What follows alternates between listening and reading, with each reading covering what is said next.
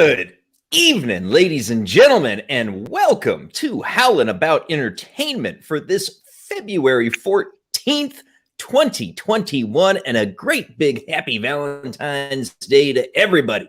How are you this evening, Draco? How are things treating you today, brother? You're treating me well, except for considerable commercial breaks, but I pushed through. Pushed through. Excellent. Fenrir, how are you, my friend? Oh, it's been an amazing day. I'm single, so I don't have to pay for anything to anyone. Don't need to make any plans or dinners this year. It's been pretty great. All I've been doing is watching a shit ton of movies about sea monsters and the Duke Boys. It's been great. But there's no weird times where my ex sends me a bunch of photos of her and her new guy, and I really just don't give a shit. You know, I just don't. That is an interesting place to be, my friend. I'll just leave it at that. I don't even know how I should get my number again. Oh man, so we are going through an Arctic ice snap here in Texas, guys. We are, I'm right here in Central Texas, not terribly far from Doomcock's forward base exit, and we are just god awful cold. My neighbor has palm trees that are covered in an inch of ice, and we might actually touch 0 degrees tomorrow. It's insane. All right, That's chilly. well, let's see who we got here with us today. Lord Thoth, hail to you from the great white north, my friend. Mary G, how are you? How are you? Yes, I think he certainly did. He sent that down to us. Sentient Dildo on your alternative account. Good to see you. Robert, how are you, sir? Good to have you. Good to have you.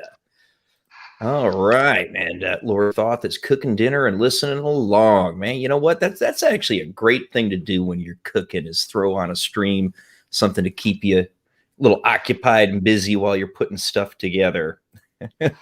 Sentient Dildo, send her the stream. She'll be mad jealous. Sounds good to me, man. Sounds good to me.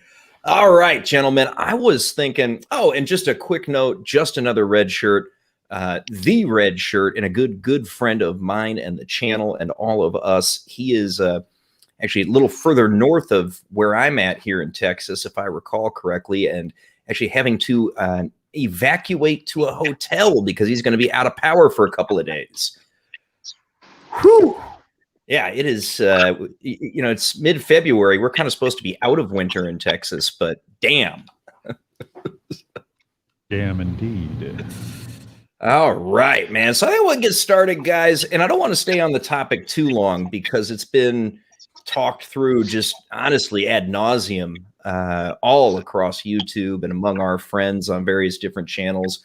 But I can't not address the Gina Carano situation, because this is a show about news and entertainment, about our favorite shows, and that is definitely the biggest news of the week, man. So I want to know, Draco, what is your take on just the whole situation, right? So Gina put on her Instagram a photo that talked about the historical setup that allowed those bad guys in Germany in the 30s to do the very horrible things that they did. And one of the things that they did was they used divisive politics to make it such that the everyday person didn't think it was a problem to be nasty and physically attack a group that they had otherized.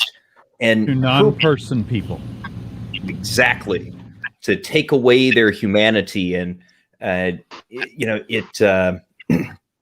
make folks think there was nothing wrong with being mean, nasty, physical, or in any other way unpersoning and attacking the folks who were otherized. And her point was that's happening in America. She didn't name a party, and a lot of people inferred that she was talking about Republicans. And but the reality is that's happening on all sides of things right now. Republicans have been doing it to Democrats for a long time. Democrats have been doing it to Republicans for a long time. They've all been doing it to us libertarians for a while. They all hate, every side hates us. So that's what she's saying, right? Is this team sports, like almost religious adherence to your political party and the otherizing of your opposition as subhuman is not a good thing, because that can lead to some really nasty shit. And she got let go by Disney after that. So I don't know, Draco, what are your thoughts, man? Well, number one, Gina is a fighter. Gina started out a fighter, and she's been fighting for a while. And they don't like her fighting. They don't like the fact that she doesn't roll over and play nice. They don't like the fact that she doesn't kowtow to any of this stuff. And I think that is something that we appreciate in her character, in her personality, in the way that she carries herself, and just the way that she, beyond all of that, besides being a fighter, everything I see about her is she's a genuinely good person. All of the stuff that she posts online, you can see constant messages of positivity, of coming together, of messages just lifting people up. And they attack and talk about this thing. I mean, when it comes down to it, I don't think that she was necessarily fired this week, or at least maybe she was let go, or someone let it go that she was let go this week after this message, and they linked it to that. But the thing is that in the last few days, some of her stuff it's been considered by several people to be a bit more spicy, such as a few other Instagram postings. But the thing is that someone let this go and wanted it to evoke a certain response, or wanted to use it to their advantage. And depending upon what you believe and and how these events all played out, I still think it didn't turn out the way they planned. And that, at least, I don't necessarily participate as that much in the Schadenfreude, the actual pleasure in people being shamed or feeling pain, but I do appreciate the sense of justice that she has been fighting for so long in this, and so she's let go from this one thing that definitely is a positive for her. But she's got another option lined up, so she's not canceled at all. No, she's got options. This girl's a fighter, and she's going to keep fighting, and she doesn't have to stay in their little circle to fight. Yep, absolutely. Mary G makes a really good comment I like here. She says, it's nice that someone stands up for herself and others without showing hatred towards others. Absolutely, and Mary G. By and large, that is absolutely true. She's taken a dig here and there, but she's never been hateful. So I don't know, what do you think of Fenrir?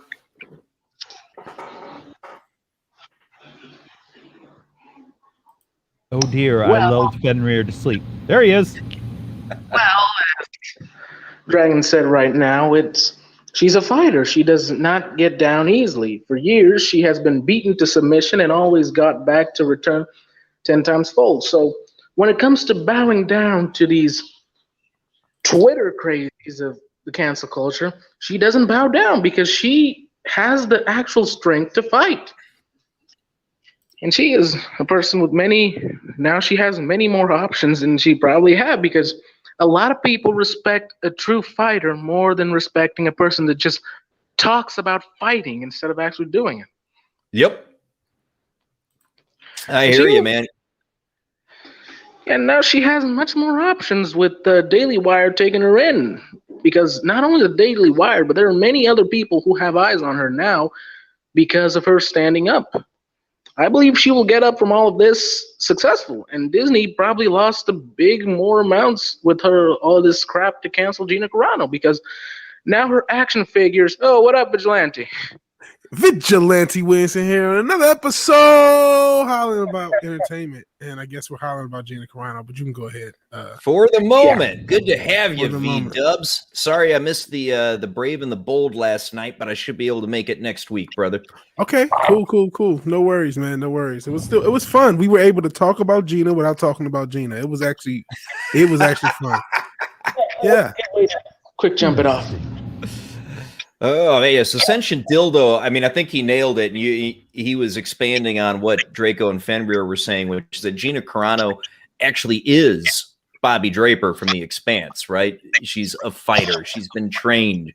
She's not somebody who's going to back down. It's actually a very apt comparison.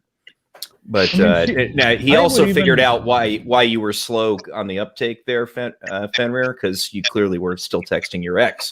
So. Is your ex hot? That's not even. Go. Screw off, dude. If she's hot, she's texting back. Whoa. This appears to be a sensitive subject. Oh, man. Oh, good. I'm sorry, man. I shouldn't joke about that stuff. That's not sensitive. Cool. This is an interesting comment because this came up and it kind of hit out of the blue. I think it was Friday night. Kevin Sorbo, he had a Facebook page that actually I followed because he posted some interesting stuff there, and I had respect for the guy. And he got nuked off of Facebook on Friday.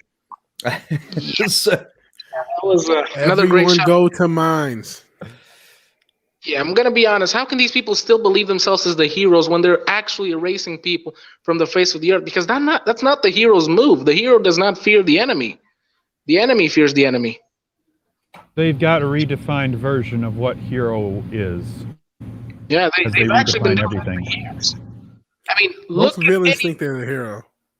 Look at any modern image of a superhero, either in a comic book or a movie. We rarely see shots of them doing anything that includes self-sacrifice anymore. And that used to be the definition of a hero, self-sacrifice.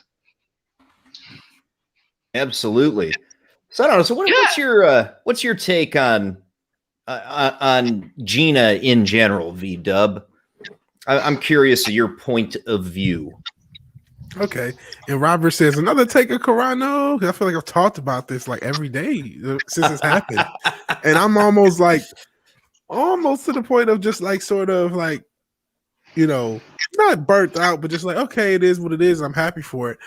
My take of Gina Carano as a person, and I've said this in a lot of my takes, is to not be fake and act like I do like her a ton, but it's not like I was this diehard fan of her as much as everyone else was. But I liked her, you know what I mean? I thought she was a limited actress. I liked a lot of things she said, but the way they treated her and the way they've been targeting her has just been wrong.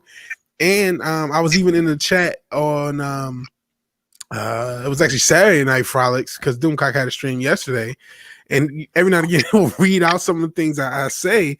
So he read out when I said, I heard the rumor that a lot of the reasons she sent that tweet was because she already was being fired. And so I heard that there was a lot of friction. And remember those rumors a few months ago that Favreau saved her job? Apparently those rumors were not fake. At least that's what I heard. Just, digging around the interwebs and hopping on other people's streams and stuff like that. Or not hopping in the chats on people's streams who've been talking about it. So that's what I heard. And so when she sent that, infamous retweet or repost or whatever, I think it was actually someone else who posted it. Yep. It was under duress. It was under a situation where she was probably already going to lose her job. So, and then they, of course, used that. But that, that's a rumor. So when he said it, I'm like, oh God, I don't want to be attributed. And then this is completely not the case. And, everyone remembers Vigilante Williams is the guy who said that. You know what I mean? I don't want to go Chris Broussard and just make shit up. But that's just, but there was apparently people who wanted to get rid of her before this. And this was just used as a catalyst. And that was kind of like why apparently she had sent other things on social media too that were a little spicy a few days before or in the days leading up to the infamous one. So that's what I heard. And as far as her as a person, she seems cool, and what they've done to her is complete BS. I hope the movie's good. I think that's going to be important. And to me, the real big takeaway is the potential opening of independent film. That's the takeaway that everyone can take from that. Maybe instead of depending on Disney and depending on Warner Brothers and depending on these big companies to get our franchises right, maybe it's time to start making our own franchises. And maybe this will acclimate more people into looking for independent franchises and independent media, because they say, oh, not only does Gina Carano has this independent thing going on, what else is happening outside of Disney? What else is happening outside of Warner Brothers? So hopefully this can lead to that. That's what I'm hoping for. That'd be good, man. I agree with you. And when we are in a now new sort of streaming revolution world, I think that there is a good chance that some of those smaller independent projects, now they won't have billion-dollar movie big picture effects budgets, but that might be a good thing. You can still make a good thing. Honestly, if you make a Gina Carano movie, you have to do it right. This you shouldn't shoot for 90 minutes as long. If you can get this in 80 minutes, as low, but you can still be low budget, but as action oriented as you can, because she's really good at fighting. That goes without saying, but that's what she's good at. Keep it action oriented. Does everybody remember when Taken or John Wick came out?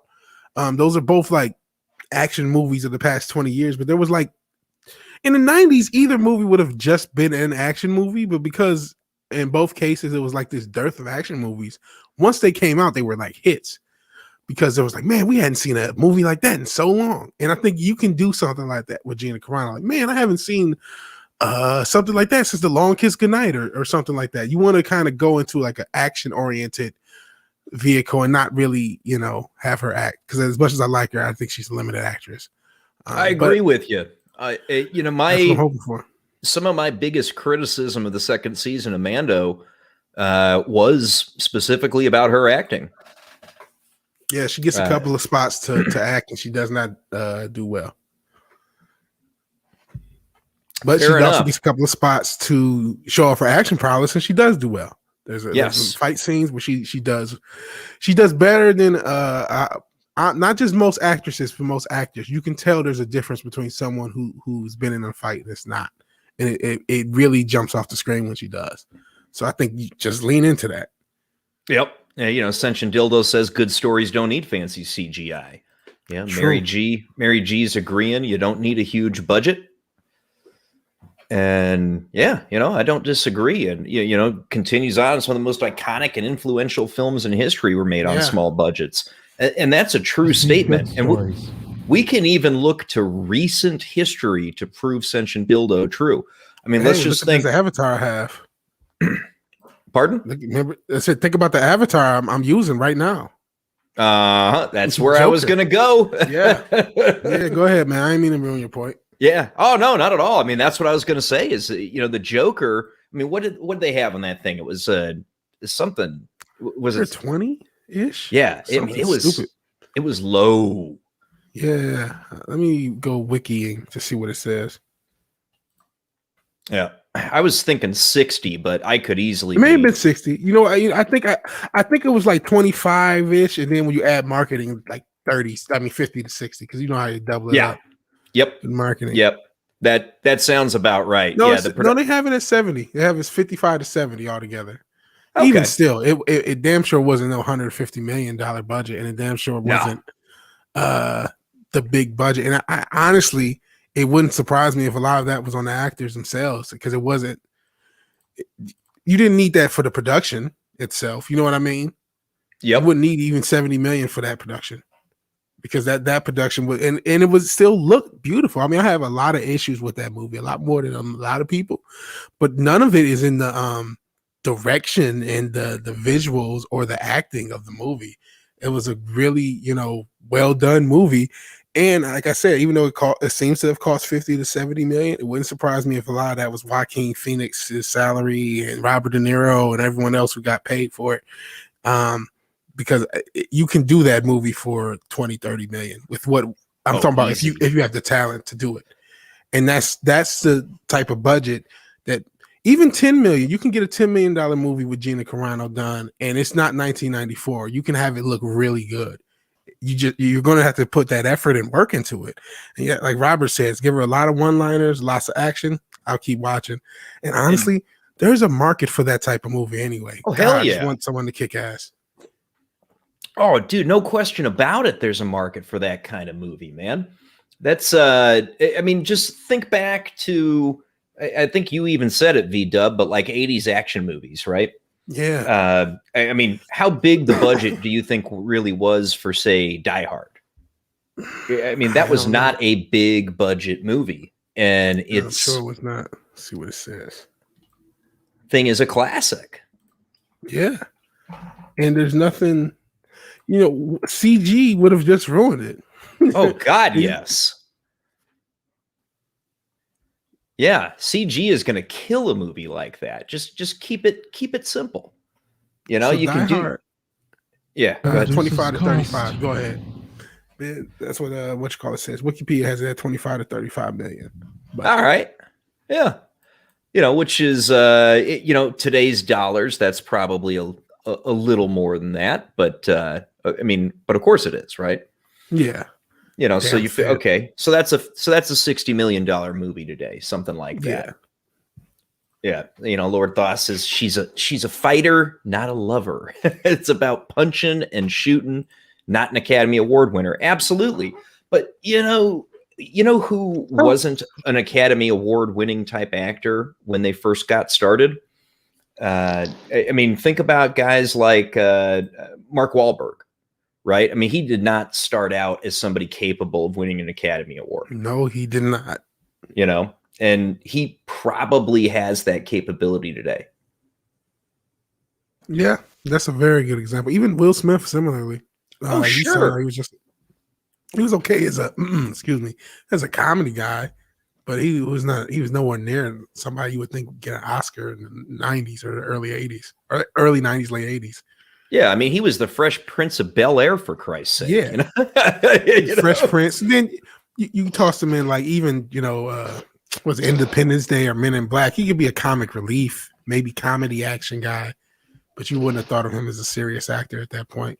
Same with even a guy like Jim Carrey. He was a comedy guy and then kind of took a more serious role. He's a little wacky now, but I mean, his serious stuff didn't do well, but it wasn't because it wasn't good. Honestly, I think it was just people didn't know how to react to Jim Carrey seriously.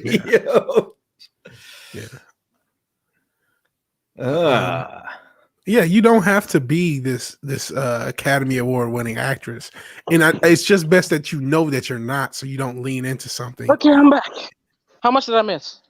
Everything, Fimmer. You have no idea, man. It was unbelievable. Why did you have to Gina Carano came on stream, but she had to go. Sorry, man. It was awesome. Are you freaking kidding me? But she did want us to let you know that you've been canceled. Are you freaking kidding me? Oh my God. I'm sorry. I just had to go. I had to answer a phone call. Okay. Yeah, so Geek Tripology says we need more cheap, good actors. Mary G, Die Hard, it's action and one-liners, right? And Gina can absolutely do that. Give her some Commando tier one-liners. You bet, Ironcaster. Yeah. So, yeah. See, Ironcaster was in on it there with you too, Fenrir. Yeah. Hell, Ironcaster. He was on Brave and the Bold yesterday. So Die Hard, 81 million. Still under 100. It's still under 90. Still under 100. And honestly, 81 is that's a good budget for a movie now. Like that makes it doable for a streaming service to do. Like those are the only good movies we will get is around 80-ish. That's as high as they can go. But that's okay because you can as people have said, I mean, you can get a really good camera now for like $1,000 and build a nice system to edit and get a real good editing setup for like 1,500. And if you're willing to put in the work, set up shots and lighting and all that other stuff, get a really visually good looking movie for a very low budget. You know what I mean? And I think that's going to be the most interesting part, because that's going to be the independent movie scene. I'm not just thinking about Gene, I'm thinking of everybody else. Comicscape for movies. I think that's what I'm really interested in and really excited about. Yeah, no, it makes sense, man. And then, yeah, Geek Tropology wants Gina versus Alien versus Predator. Yeah. That would be awesome, but unfortunately, I don't think Hollywood may come begging back for her if she can make a successful movie with the Daily Wire, but I don't know if they'll want her back. And yeah, new iPhones do score 4K. She'd probably be smart not to go back to them, I'm thinking. Gina v. Voltron. But yeah, so to everybody's point, we can definitely get away with a lot of stuff for not as massive a budget as Hollywood's been used to. And I'm excited that actually could result in some good stuff. And I think all Gina and Daily Wire need to do is whatever it is that they're putting together, just make sure it's not garbage. Very much so. And make sure it's not overly political too. We watched that trailer to the other thing, and it was interesting. Their first movie that they did, that run, shoot, or whatever. Yeah, the run, run, hide, run, hide, fight. Yeah, fight. Yeah. Don't do that again. That is not what you should do. Don't be really super like hot button and political. Just make a fun. Hey, am I the only one who thinks Carano could do it? Could play Ripley right? I don't know. She's almost too buff to be Ripley. I don't know if that makes sense to you. Yeah, I mean, they can give some military pass there, do one of their crazy, stupid alterations, but act in a smart way. I'd rather her be an original character, honestly. Yes, I think that's don't put her in that role. Make her a new, different character in this universe. Yeah, that would be better. If she could be in the Alien universe, but you just let Ripley is a different flavor. Ripley is the best Ripley, the Ripley that we care about. She started out as your workaday, working stiff, a space trucker, as they put it, and she inherited the mother role. And those are some of the most important stories to tell with Ripley. Unless you want to tell, I mean, they created that video game with a different Ripley character, the Alien Isolation. But the thing is if Gina were to fit in that, she could be a space marine, or she could be something like that. She could be a woman who got into it because that is the skills and talents that she had, and somehow she is related to surviving against the aliens. That would be a possibility, but I'm still concerned about the Alien universe going forward, what Ridley Scott is still attached to it, and the fact that it's a Disney property now. Yeah, knowing that we do something ridiculously stupid and unnecessary. Yeah, being a Disney property at all, it's... Yeah, who knows? They'll probably make it seem like the aliens were actually human in the past and were black people turned into aliens. I mean, there are people who are not stupid. Don't give them ideas. I thought the same thing. That's why when you said that, like, I know that's what they're thinking. Like, I already think, I know that's how the woke people think. That's how they think. They did it to the Skrulls. They did it to the Skrulls. They literally came to Predator because he has dreadlocks. They sure did. It just boggles what is it called? Mind. Milling something instead of Aunt Jemima, whatever the hell it is. The pancake mix and stuff, because Aunt Jemima is racist for some reason. Yeah, even though the family is begging. You know what makes me so sad? Scott and his writer team on Alien Covenant already have been mucking with the origin. At least if you want to believe that is the only way into the aliens. They're created by an AI robot from the black goo that the what do you call them? The engineers, the engineer race made. You know, I didn't mind that, and I didn't see that as a retcon. It wasn't so much that it was a problem; it was that both of the movies were poorly written. Matter of fact, Alien Prometheus was rewritten and rewritten and rewritten until it barely resembled an alien story. Yeah. I've seen it about 10 times, and I still have no freaking idea what it's about over and over again. About introducing new material into the universe without explaining a damn thing. that and making Michael Fassbender, look good as a synth, right? I mean, well, one of the best things, Fassbender in just about any role. I mean, Fassbender so far has been able to make shit on the page sing. Yeah. Lord Thoth calls out that Ripley's a blue-collar warrior born from the furnace of battle, whereas, Gina's already a warrior. So, I mean, yeah, if you want to put her into that realm, fine, but do it genuinely and not as a recast or a reboot or what have you. Yeah. Now, and honestly, on that note, oh, yeah, go ahead. That's a crazy stat. That's a crazy stat, man. Dude, Rahesh, Alien cost $18.5 million in 86, which is $44 million today. Can you even fathom that?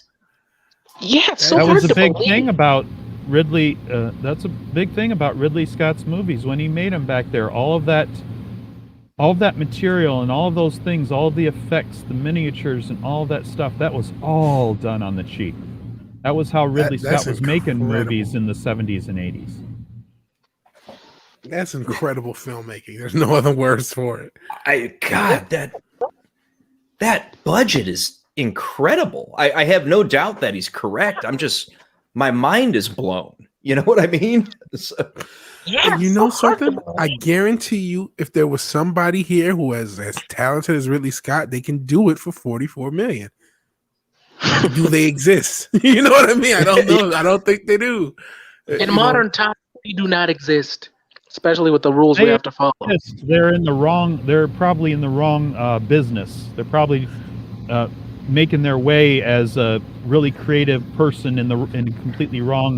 They're probably writing games because they're not going to be employed by Hollywood of the contemporary. The Hollywood of the contemporary would look at their creative nature and say they scare me. They actually could make something. No, we don't want anybody around here that's smarter than us. So you just go. Yeah, you're probably right. They're probably either writing games, they're probably writing books on their own, or they're just in a totally different industry and just not even using that gene. Because this Hollywood has kicked out a lot of those type of creatives, over the years by you have wrong think, you're not doing what we tell you to, you don't do how, that's you don't vote the right way. How can these citizens not see that diversity is not skin color, is mentality? Because two people from two different skin colors, exact same way like machines, but two people with two different mindsets, that is diversity. Mm-hmm. Yeah. The funny thing is really that's where the idea started from, honestly, Fenrir. It came from the fact that needing the multiple points of view and reaching a synthesis of them is what's going to produce the absolute best result. And to your point, that's not wrong. Yeah, because look at Disney. They have the most diverse cast, but they're not diverse. They are literally a hive mind. That's why they make always the same stupid mistakes over and over again. I mean, they're now using Boyega to advertise for Unity, although they did not do that when they came to China. Oh, yeah. Oh, they screwed that guy. Or even his characterization. Exactly. I would love to see the story of a former Empire soldier who went to the bright side instead of a girl from the desert who has no connection to anything whatsoever. At least Finn had connection to the Empire, the New Republic or whatever, because he was a part of it. But and it would have been nice to make him a soldier and not a janitor too. Mm-hmm. But I mean, he's a black guy, so of course he's either a janitor or a drug dealer. And geek topology Geek Tripology is a very brilliant mind. He probably is the guy I'm talking about who can do it. And maybe Femverse is his writer. You guys are really, really, really talented. And I hope one day your creativity is what we're talking about instead of Disney and all these other corps. I always had this weird dream about writing a movie in the Alien franchise. Not reboot of anything. Literally just expanding more the universe in a way with new characters. Because I'm sick of grabbing old characters and ruining them. The first time they showed up was great. They did a sequel, it was also good. But no reboots. Enough. We don't need to see them in a new light. They're okay in the light we already have. Yeah. Well, apparently they were trying to hit a diversity quota in the Stormtrooper ranks, Lord Thoth. That's that. Diversity. I mean, they don't know how to do it. Even when they try to do different skin colors. I mean, have you seen Titans? They turned Starfire, a very beautiful alien girl, into a black stripper. I saw that. Strippers are cleaner. That was a hooker. Yeah. And that doesn't make sense to me. Robert, Finn got the potato salad. Kelly Marie Tran is actually hot. You would never know in the fucking Star Wars universe that any of these women are attractive. You would never know. Rian Johnson. That's a good-looking girl. Not gonna lie.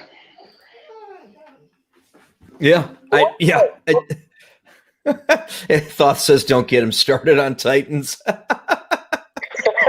Because literally, that show is freaking awful. DC doesn't know how to write black diversity, as they say. They're either drug dealers, prostitutes, kids that grew up in the hard parts of the streets, or poor people who live in the van down by the river. Like bat women. Oh dear me. Oh God. So yeah, I don't know, man. It's just I felt like we couldn't not talk about that shit, but I like where the conversation's going because I mean, there's a general consensus among the chat and among the panel that what I'm really hoping for here is that we see a resurgence of the independent creative because that, my friends, would be an amazing result of all of this bullshit that has been going on. If there was that sort of resurgence, and the Daily Wire is not going to be the one. They're going to fund a few projects. They're probably, if they're at least like middling to decent, then hopefully that gets some other companies in to fund some more independent projects. And hopefully we get, the next Joker, we get the next Godfather, we get the next Die Hard, we get the next Star Wars funded from some startup creative, through a non-traditional route. And that'd be great. Maybe crowdfunded. I mean, Mr. H has a couple of films coming out this year. They're short films. So yeah, maybe there's a crowdfunding movement that'll happen to help out. Maybe that won't, like, if you would still probably need some funding, but if you can get a certain amount of funding together independently and then crowdfund parts of it, I think that's a viable option, especially if you are able to engage fans. And I mean, one thing about Gina, she has a lot of fan engagement. Their project is going to be financially successful so long as they budget it properly, just because of what happened. Racist or any other crap. Yeah. They still have to write it well. Yes, absolutely better. That is absolutely that is number one overall, because it's a lot to me. You could make a Gina Carano action video as we were touching on earlier. It could be a Gina Carano action vehicle. But the thing is that to really stick it to the source material, like we're talking about, like where she came from and how we make this role. And it's not even if we're not involved in the creative process, but as part of the people that they want to support it, to talk about it, to watch it, and to tell others about it, and to watch it again. Just writing a really good project that does whatever you want, the action vehicle, the story that's a real story or a complete fantasy or whatever it is, write it well. She is writing comedy has on to the be table. paramount. Yeah, and Ginger, she says, hey, Gina's an actual larger woman who's powerful, presents herself with beauty and grace, which is supposedly the hashtag goals, right? Yeah, they're all body positive till someone with a body people are positive about. When it checks a box. Yeah. Yeah, that is as I say now, ain't nobody positive about my fat ass. I gotta get in shape. I am positive that you can get in shape, V-Dub. How's that? What's up, I buddy? am too. I gotta get better with the food choices. Yeah, you look a little better than me, physically speaking. No, I'm rounded. I'm looking like a fat Barkley. I gotta at least get in the playing shape Barkley. Nah. I look like a fat Albert. Well, No. Scratch that. More like, what's his name? You know, forget about that. Just jump to something else. Well, fair enough. All right, Rajisha's right as far as profitability. Yeah, if they stay away from wokeness, it'll be fine. But for like, they have Draco's got to right. write If it's it not well. written well, it doesn't matter. They gotta write it well. You can stay away from wokeness. You can put a lot of action in it, and it will cater to action fans. But if you write a story that really gets in and really people cleave to that and want to see it, it's not always wokeness that destroys you this get movie. people seeing it. I mean, I'm sorry. Has anyone here ever seen a Michael Bay film that has no explosions whatsoever? No, that's I not wouldn't the want point. one. I wouldn't. You don't want to one. make Michael Bay, because you don't have Michael Bay money. You have to write it well. I agree 100%. His brain is literally exploded. I mean, has anyone here seen the Transformers movie franchise, all from 1 to B, from 1 to Z? Yes, of course. I'm not the only one who has realized that universe has no consistency of plot, character development, lore, or anything else, right? Because it's constantly changing every time. I don't look to my Transformers movies for It's almost like X-Men. Yeah, I don't know that I care about consistent lore in that particular universe. But like to be fair, talking about a great many poorly written stories, Fenrir. But the thing is, Michael Bay is literally the one to blame for all the fault. No one else. It is proven that it was him. There is this cartoon that once called Transformers Prime.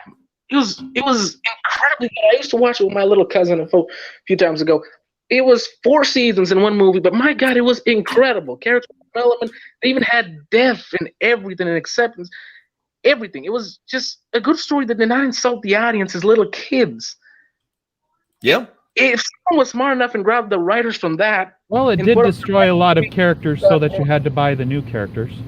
They would have been as big as the MCU. I'm not joking. They had the writers who worked on that and put them in Transformers. It would have been as big as the MCU.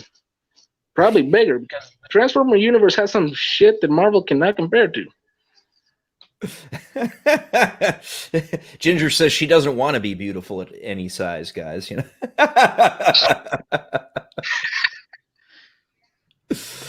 like you just the way you are. Okay. Well, hey, if it makes you feel better, Fenrir, and this doesn't surprise me, Geek Tropology completely agrees with you. The Transformer movies were a giant scoop of crap. Indeed, Geek Tropology. Indeed. Truly, few franchises nowadays, few shows nowadays give me an actual hype for it. I mean, I used to be a fan of an old show in the 90s called Charmed, and it was about women, and I never felt any bad that it was mostly about female characters. I actually liked the story and the plot. But the modern one it just has too much identity politics. I feel they're trying to do some plot, but my God, why does everything have to be fucking woke? Dude, you know what's funny? It's a platform. So my oldest daughter is a huge fan of Charmed. It's so funny that you brought this up, Fenrir.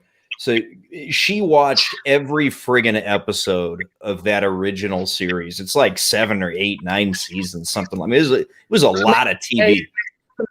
She doesn't know you should tell her there are comics out there to continue the story after the end. It's pretty good. Yeah, and then so she saw that they were rebooting Charmed, and she was really excited.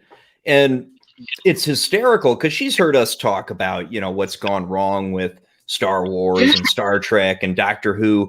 And she comes up to me and she's telling me, Dad, they ruined Charmed. Exactly. Politics there. They literally made them a Latino family with a little black sheep bastard daughter. Not joking here. This is literal. Well, then it turns out she was actually not the bastard. Somehow she was also. It is a fucking complicated story that literally destroys the whole. The first season of Charm had it right. They had a sister die and brought a new one who was a bastard, and instead of doing shit so complicated like this, it was like they didn't respect the original. Just wanted to make everything so fast instead of actually taking their own pace. Yeah, I feel that. I just think that's hysterical that you brought that one up, and my daughter was literally like, you know how a lot of us go insane about what they did to Luke Skywalker in TLJ, or you know what they did with Dr. Karen over there with Doctor Who. Like, she had the same reaction that we did to this Charm show. It was. I was proud. I love it when normies realize this too. Like I talk about how like my mom or like sometimes even my like grandparents will talk about something like, what's going on with this? And it's hilarious to me. It tends to have to happen to something that you care about, especially in these cases where you might not be tied into several fandoms. But once it happens to your characters and your fandom, you understand. I'm 19. I've barely lived through the 90s and 80s. Every single franchise I love, this has been happening to them over and over again. 19? You had a recent birthday, didn't you? Nah, it's 26th. I still got a couple of days to go. Okay. Well, happy early birthday. Yes, sir. You betcha, man. All right. So I don't know. That's kind of what I wanted to get into about this whole Gina situation. Yeah. Yes, Robert, I heard the same thing about that Sabrina show. Now, that's a show I actually did watch a little bit when I was younger. It was fun. Sabrina. Well, it was. Look, I don't want to give any strength them, but that show gives an insane amount of Satanism, and I'm a very open person. But my God, it's like they're trying to make Satan is cool if you know at what point to control it. Well, kind of I mean, is that what they doing? I heard the new Sabrina is pretty like into the witchcraft, like serious witchcraft. Darkness, buddy. I'm not into that shit. Riverdale cliches. They bring it darkness, sex, violence. Oh no.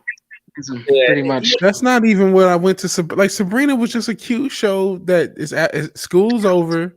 It's on TV. It's cute to watch. Contemporary Sabrina is edgelord. Yeah, you know, I'm not gonna lie, man. I watched some Sabrina when I was a kid because cool. one of my first little crushes was on Melissa Joan Hart. I remember when Clarissa explained it all, and I always wanted to be the black guy that climbed in her window. That was my dream. So she was a cutie when I was younger. Now she's all edgelord demon. Like that's what happens to him. That's what happens. You think she's all cute in high school. You grow up and you say, hey, what happened to her? Yeah, she's fucking crazy. Yeah. But yeah, man, no, that was totally that was like one of my first celebrity crushes was old Melissa Joan Hart, man. She was great. And apparently she's actually like a nice down-to-earth lady too. I also crush with Rose McGowan. But my God, now I can't even pretty much look at her at 100%.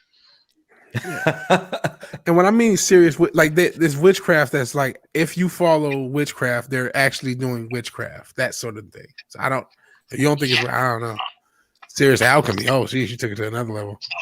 Yeah, I'm not sure. I'm not a witch, so I don't know what this is. Yeah, but Melissa Joan Hart was a cute. Dude, yeah, it was cute when I was younger. Yeah, Clarissa for the win. That's what I'm talking about. Clarissa explained it all. When I was a young vigilante. Yeah, Sarah Michelle Gellar. Oh God, yes. SMG, yeah. Man, I'm impressed. Mr. Freeze knows these ladies. I thought they were a little bit too old for his youth. You're soon to mine. Yeah, those were some. I have fond memories of those ladies. Let's just say that. And you know something? They were all cute. None of them were really sexualized. They were just cute. Yeah, and they were allowed to be. every single TV character who's a teenager or a hot adult is either a whore or transitioning to become a whore. It sure does feel that way lately, doesn't it? Oh, Pink Ranger, yeah. Did she pass? I think she may have passed semi recently. Really? Original Kimberly, right? Original Kimberly, yeah. I think Pink Ranger, man. we're really mining the old school shows here. Talk about your waifus. Jennifer Love Hewitt. Yep, there's another one. There's another one. By God. And It's reminisce. But, to V-Dub's point, though, none of those actresses were sexualized. Thank goodness. No, not a one of them. Not a single one, literally. Yeah. And they were sexualized as deeply as the times were particular. They wore the clothing that made them look feminine, that made them look attractive, but it was nothing more than that. Yeah, nowadays it's all whorish, or you're a dude. Show the WAP. You're either a WAP or a ma'am. There's no in between. It's ma'am.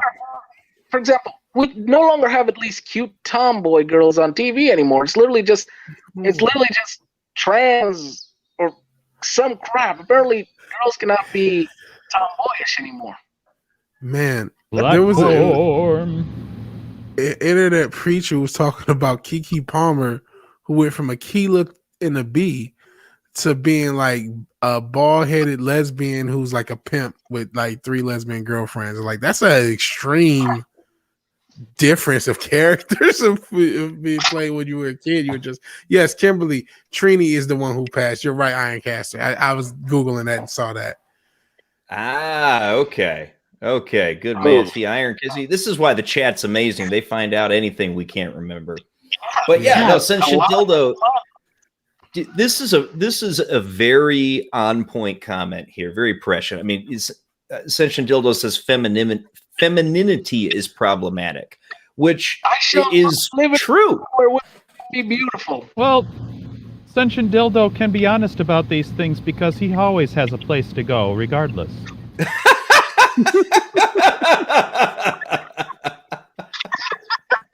Woo! Okay. This. All right, man. So, since all of the shows that all of us tend to watch on a weekly basis pretty much just skipped over WandaVision this week, I do want to spend some time talking about it today. Okay. So what happened? It was because, again, I was sailing through the 7 seas. This is just code. Because if they figure me out, I'm screwed. I think you're good. You're in a different continent. You're cool. You're totally good there, Jack Sparrow. All good. Yeah, I wouldn't be worried. And a bottle of rum. All right. So WandaVision, man. So at a high level, it was a little bit shorter episode this week. Yeah. And not as short as some of the first couple episodes. Which were apparently. Did you guys hear about that, by the way? That the first 2 episodes were split into 3 episodes, which makes so much sense. Oh. Midnight said shit. That's why they were so short. The first 3 episodes were supposed to be 2. Interesting. Yeah. I had not heard that, but it doesn't surprise me to hear it. Yeah. Yep. But go ahead. I'm sorry to interrupt you. No. That's an interesting little tidbit, man. But so you've got. Now you took me off my track. I gotta get my head back in. Sorry. Yeah, you talking about how it was a shorter episode. All, considering things that happened this week, I have slightly less investment in anything Disney, but I didn't even watch it, and I'm not even paying for it. Somebody else is paying for it, and I didn't want to. I wanted to make sure they saw ratings drop off. I wanted to make sure. I didn't want to sell the 7 Cs. Apparently, they can track that as well. like to figure out how much. And they sometimes I've heard this is not necessarily Disney, but back in the day, that sometimes they'll even include those numbers into numbers just to try to boost things up. I would. So it's just me and Big D watching this thing. Yeah. Sorry. It opens up. They're getting ready for Halloween. I saw it. So the Halloween episode we've seen from the trailer, that was this week. I wanted to see this episode. I really love how they from the original designs from Marvel, especially how the little original Tom costumery. Yes. Yeah, that was what I was interested in seeing. The costuming was straight up the classic comic costumes for everybody. Including, since they couldn't talk about it until the end of last episode, Quicksilver's costume. And it was indeed. It was the classic Quicksilver. They even got the hair right. You got the Scarlet Witch, awesome. who was a Sokovian fortune teller. You got the you got Vision in his original Vision getup, and you've got Quicksilver running around just as he used to when she was Scarlet Witch. That is awesome, dude. There was a cool scene in the beginning where it was a really quick, and it's the chemistry that Olsen and Bettany have was just so on point. He comes down in that costume, and she does a little quick, "Oh, I'm so glad you wore what I wanted you to," and he says, "Well, it was the only thing in my closet." Yeah, so he's so she forced him into it, right? And yeah, and he makes a comment to her about how he knows she's got a thing for Mexican wrestlers. And there was just this quick back and forth exchange, and she's oh, me gusta, and he looks at her, he says chile con carne.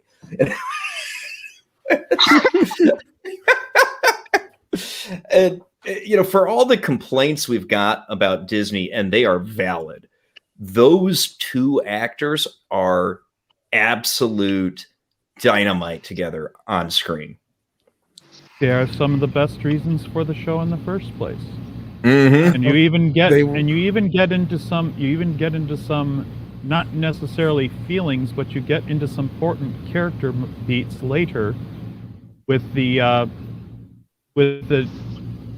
X-Men Pietro actor and her, when he's really needling her and questioning her, and they're having a back and forth during this episode. For those people that are still watching it, still capable of caring, their back and forth in this episode was like, it was like prying her open almost. I wanted to think that if there was anything to discuss about theory in this episode, is Pietro a antagonist against whatever the force is that's empowering Wanda to do the things that she's doing? But that's just a thought. Yeah, I've been hearing that a lot. A lot of people on YouTube and a few social medias I've been around believe that Quicksilver is either against this force controlling her, or he is participant in this too. They are trying to justify that he's becoming a villain, which I have to go against them and say that I have never seen Quicksilver actually being a hero. I mean, in the comic books, he's always been more of a neutral character depending on the situation. But yeah, I don't think he's behind this in many ways. I think he's literally just a pawn, because I'm not the only one who saw that blimp second where he became a corpse again, right? Oh, you're not the only one. Yeah. You get to see him shot through. Of course, it's him playing the role of the other character, but yes. Which brings up interesting questions all on its own. Honestly. Yes. Now, we know that she stole Vision's body to continue this little thing. That's actually information that we got in a previous episode. But and we saw the moment where you actually see Vision as some kind of animated golem. But now we see her almost doing the same thing with her brother, who actually looks better, in my opinion, looks better than the corpse would at this particular point. So it might simply be an image, or it might be something else.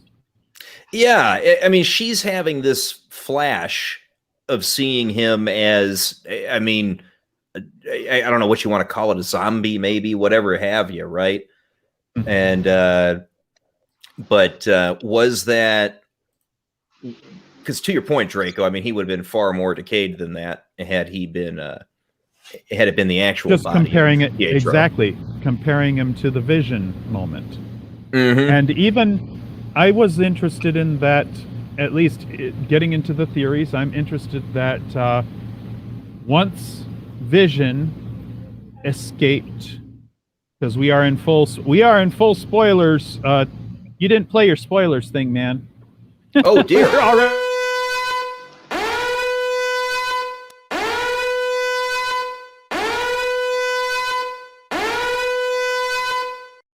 At this Okay, point, we're but covered. Now we actually played it. When he actually Just in case leaves, you didn't know, they're spoilers. when he leaves the quote hex field, the hexagonal field, when he leaves her field, now he's being pulled back inside. But the thing is that he's also not discorporating, breaking down, or something like that. He's not reverting into a corpse. He was Correct. powered outside of the field, and he was himself, and he's yelling at the guys who are not doing anything, help the people, because he has now seen several cases of just whatever Wanda's doing, whatever someone is helping Wanda to do, empowering her to do, is painfully injuring all the rest of the people, living a false life, living a narrative, sometimes not even living if they're far enough away from Wanda's influence. Now that was a creepy revelation today. Indeed, it was. It was. And something else to think about, to piggyback on what you just said, Draco. So when Vision forced his way out of the hex, the stone was in his forehead. Or something that looked like it. Yeah. Which was certainly unexpected for me. Is that the stone? Is that a simulacrum of the stone? Is it? I have two crazy theories, and they're not completely impossible if you think about it. Theory one, Wanda reconstructed the destroyed stone with her powers when she began growing them out of grief. Two, somehow she altered reality to attract the Mind Stone into her again. Into her I have a presence. third theory. Okay, bring it. Mephisto gave it to her. I don't think so. Mephisto had Mephisto's a powerful being, but he is not beyond the power of the Infinity Stones. He could have still gotten one because they would have presumably. What you need to have. reconstructed. What you need to have. They were instituted at the very beginning of the time space that is the Marvel universe. Matter of fact, every universe has its own stones. We know that from their explanations. So if the stones, in theory, cannot be destroyed, that they're always out there, what does it take for any one of the most powerful characters, of which Mephisto is one, what would it take to call forth the essence of the stone and refashion it, if it is possible? Nothing's ever really gone. The stones are eternal power on itself, complete endless power. They can't just be summoned and contained like that. It would be an insane amount, some higher power, which I don't believe anyone actually possesses unless the one above all himself. But that's even if you're right and he doesn't conjure it up to himself, wherever it would reconstitute it, the stones are back, even though they were destroyed. They are back, even if we don't know where they are. They exist. So he could have tracked it down. He would have the power to track it down. So that, he may not, if they don't want, that's up to them, their explanation of him getting the stone, but it's not out of the realm of possibility of him getting that stone for her. Well, what would be a really a case for an excellent bit of writing? We've never known any Mephisto in any of the Marvel universe. It's all comics right now. Yeah. If he has never apparently gone after any of the stones, I mean, we could probably take the Time Stone out, because if it's protected by the line of the Sorcerer Supremes, then even if he could have tried for it, he would have never been able to collect it. But if they were suddenly destroyed by an agent, by Thanos, and now they have pulled themselves out of the ether, and there's stone somewhere in the universe. Maybe he did find his way to collect the Mind Stone again. But then what would be his plan in allowing her to use it as a tool for vision? It's the, you got to write this well. Yeah. Oh, yeah. You absolutely do. That's maybe he took something in return, and what did he take? You know what I mean? That's yes. Because but I'm not the writer. It's the infernal deal. What is the infernal deal here? And he's got control of an awful lot of people, and it's extending now, so that's definitely a possibility. Well, there's a theory. This is a redoing of the comics. Because in the comics, he wanted I don't even remember what was the plot. He wanted to locate his magical seeds that were around the universe, and 2 of those seeds came to location because they were born inside the sons of Scarlet Witch and Vision. So, in a way, maybe that was his plan, to create 2 beings that could attract the seeds so he could retake them back. There's a bit of comic theory there. And V-Dub, you'll get a kick out of it because Wiccan apparently also had a rough approximation of his original comic costume on. So have they? So they are officially going with that as Wiccan and Speed. Strange. Yeah. Speed. Yeah. They powers already. I mean, seems a little too quick. I mean, it makes some sense that they would have some powers like a little speed and sense, but looks like they're giving it all of them just right now as children.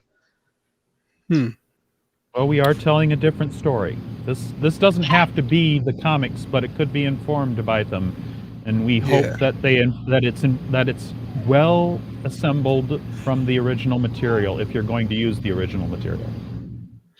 So here's my question: as somebody who stopped watching it, stopped covering it, just because I didn't want to give them the rating. Even Ironcasher said Game of Thrones used to brag about being the most pirated show. I didn't want to see a dot move up for WandaVision on any scale they saw. But is this show still good? Like, is this still a good show that, like, oh yeah, you know, even if you hate Disney, this is a show. If you wanted to watch it, it's still worth watching. It's still worth watching. Like, is it so? Because unfortunately, like, I don't mind being spoiled by the mouse. I mean, I'm only really sticking around. I'll pirate binge it at the end of the season, but it's worth watching. If you must, yes. Yeah, it's worth watching. But me and someone else probably are only sticking around because they want to see the X-Men or the Fantastic Four or Namor or something like that. Not actually because of WandaVision. They're just waiting for their favorites to show up and see how they ruin them. Yeah, that's what all the hype is. Oh man, but this is the thing.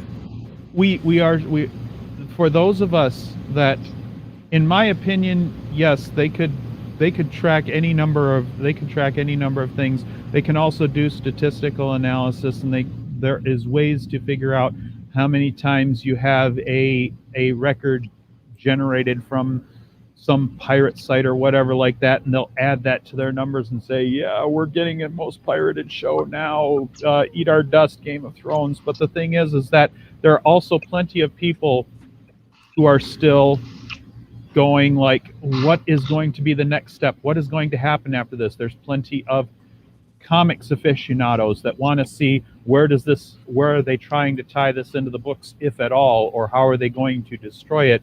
Because sometimes they don't do very well with the original material.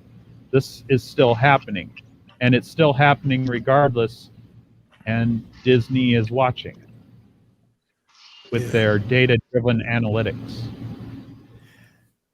The thing is a lot of my lost interest in Disney as a company because of Gina Carano is still tied into the stories they tell, because it's not just this incident happened in a vacuum. It is a company that has proven time over time that they will ruin a lot of their stories when it comes to agenda. The MCU has been kind of out of that, even though it's had its run-ins with it, obviously Captain Marvel and different spots in Black Panther and different spots in remember the A-Force moment in Endgame, etc., and even spots in this show. So it's like, okay, by you firing Gina, that means if you create the X-Men, like Fenrir said, they will be ruined. So why would I even get my initial investment into these characters that I know you'll ruin because you have the same mentality that led you to the firing Gina Carano and making all this woke stuff to begin with. So that's Excellent. that's also part of my leaving. And remember, this is still. Men is misogynist. Can they even use that? X them. That's a very good question. The mutants, I heard they might go with. Yeah, I don't think they're even going to brand as X-Men at all. The branding, and we've already heard it, they're going to call it the mutants. Stanley's original idea? Was it? Yeah, in the I didn't. comics, it was his original idea to call the X-Men the mutants, but he changed it because since it was going to be a first appearance in one shot, it had to be a memorable name, so he came up with X-Men to replace it. It's not a very known comment. I don't recall that story. I have given my life too much to this. I don't recall that particular story, but I have no doubt that you're correct because I'm sure you know that better than I do. So, really giving myself to this crap. Hey, what can you say? There is nothing wrong with being dedicated. Yeah, we're talking about entertainment, and I'm definitely not going to, Jake D, I'm not going to talk on your platform about the idea of what the main reason that I have issues with Disney and other things and everything is not just firing an actor because they were dissatisfied.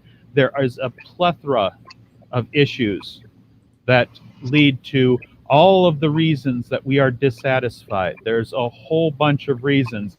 And just saying that it's just about Gina, as much as I definitely want to make that point, it's not just about her. Yes.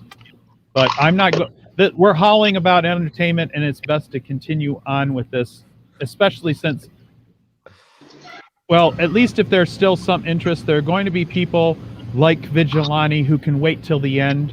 There are going to be people who can't wait till the end. There are going to be people who are going to continue maintaining their Disney Plus membership. Not even for WandaVision, they'll do it for other reasons. Mm-hmm. Quite possible. Disney Plus is paid for by a family member, and they got it for them and my grandma. So I'm not going to tell them to cancel it. You know what I mean? I'm just going to let them have it, and I'll probably end up watching it on Disney Plus after all the ratings are not calculated. I just don't want them to include it with the rate. I know it doesn't mean much, but it's like I don't know what else to do. I can't actually stop them from getting payment, and I don't really care that much because again, they'll probably ruin the X-Men anyway. It's well said when Senshin Dildo says Disney has been evil since the beginning. They've been several versions of corporate, and some of that has been more evil than the others. And I do want to bring this up because I think you focused on it, Jake. Clobbering Times mentioned this earlier on a members chat that we were in about they finally fixed the end credits to fix contributor acknowledgments that they had left out until, was it the 5th episode, Clobbering? It looks like he said 6th. It was only this last episode then. Yep. So what, they didn't have like the actual creators acknowledged in the credits and that long ass credit sequence? Not the whole list. Not the whole list of contributors to the characters. Oh, that's Disney. Terrible. That's very Disney. It's Disney. It's like not talking about James Earl Jones' birthday and talking about others. It's like not talking about the death of Jeremy Bullock, but that is left by the wayside. Well, what's the name of the authors? Alan Dean Foster, who they're not paying, even though he wrote. Not paying Alan Dean Foster amongst others. Among many. Not just his Star Wars contribution, but his Aliens contribution. Yes. I'm going to be a prophet right here and right now. They're going to turn Jean Grey into a black stripper or some shit. They're going to make Cyclops gay or bi and some crap. Wolverine is going to be soyified to be more with the times. Iceman, they're going to obviously make him gay straight in the moment. Storm will probably be a very violent black woman. Colossus, I don't even want to think about him. And Kitty's Pride, well, they're probably going to turn her into a bitch woke of a Karen bitch woke of her time. So they're going to He'll be recast played by Elliot Page. Page. Yeah, they might recast I'm Elliot thinking they Page. could still have him. Look, see, I'm still stuck in my misogyny. They can still have him play the role. They might still have him play the role. They might. That might be something they absolutely do. They'd love it. Creepy. They think And that they like, will checks bring about in that 3-4 Cyclops boxes. Wolverine. Yeah, they can set up the romance that Kitty the Pryde had with us. triangle. They're He, gonna bring in. so it'll be okay, right? Oh yeah, because then he'll be a he, and an Iceman can be, he can be. And no disrespect to the LGBTQ community, it's just that they're changing all these characters to make them LGBTQ when they originally weren't. Just like changing the dynamic of Wolverine and Cyclops going after Jean Grey to just all of them being a throuple with each other and them liking each other and Jean. That's disgusting. That's not what I wanted. That's not what we came here for. And my Nobody's final going to a pizza shop for Chinese food, nor vice versa. This is not what I ordered. Stop making it. And my final premonition is they're going to turn Gambit into a black woman so he or she can have sex with Rogue. Awesome. Despite the fact that they touch each other. I will not be watching. Yeah. If that's what they do, I certainly will not watch. Yeah, unquestionably. I'm literally just waiting for Eternals to see what they're going to do to Jack Kirby's creations. I respected the man too much not to see what's going to happen to it. Yeah, and in fairness, guys, something that I think speaks to the reaction, at least among our community, to what Disney did, particularly most recently in relation to Ken and Gina. But we shifted topics to start talking WandaVision, and 8 people checked out of the stream instantly. Wow. Yeah, so I mean, think about that, right? We were cruising at 2021 folks watching. We dropped to 13 as soon as we switched topics to talk WandaVision. Wow. That should tell you something. Yeah. So, good question, you guys.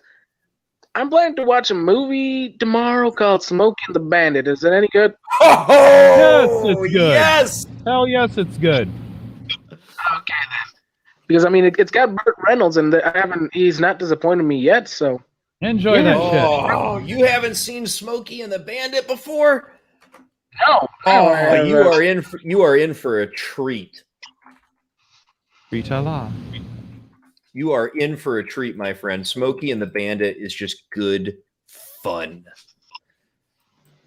Yeah, I hope so. I'm a big Burt Reynolds fan. Still trying to recover to what happened to him in the years. But yeah, I've heard Smokey and the Bandit was one of his big movies, so I want to know if it truly is, because I really don't want to have to. Smokey and the Bandit is one of the movies at the core of his popularity. I hope so. It had a lot to do with him becoming popular. I haven't seen that in forever. That'd be one to revisit.